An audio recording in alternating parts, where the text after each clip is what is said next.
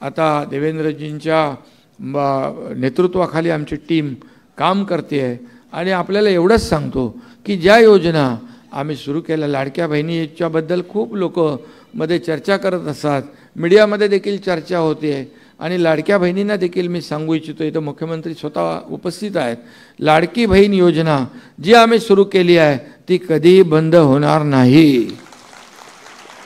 शेवटी ज्या योजना आम्ही केलेल्या आहेत, जे निर्णय आम्ही घेतलेत ते टप्प्याटप्प्याने आम्ही पुढे नेऊ। प्रिंटिंग मिस्टेक म्हणणारं आमचं सरकार नाही।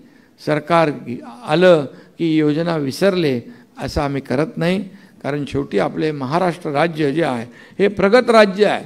आज महाराष्ट्र आपल्या विकासामध्ये पहिल्या नंबरवर आहे, परदेशी गुंतवणुकीत पहिल्या नंबरवर आहे, अनेक क्षेत्रामध्ये पहिल्या नंबरवर आहे। आज आदरणीय देशाचे प्रधानमंत्री मोदीजी देखील आपल्याला पाहत आहे, गरीब शोषित वंचित लोकांना पुढे आणण्याचं काम करतात। काँग्रेसच्या काळात गरिबी हटाव गरिबी हटाव गरिबी हटाव म्हणायचे, पण गरिबी हटली नाही, गरीब हटला। परंतु मोदीजींच्या काळात या ठिकाणी 30 कोटी जनता दारिद्र्य रेषेच्या वर आली।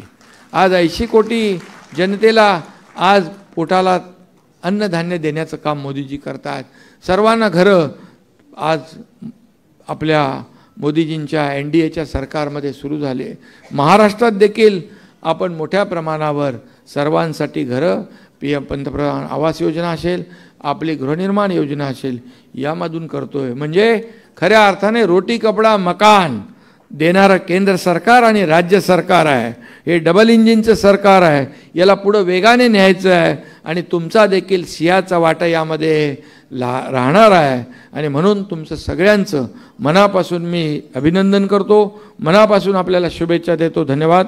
जय हिंद, जय महाराष्ट्र।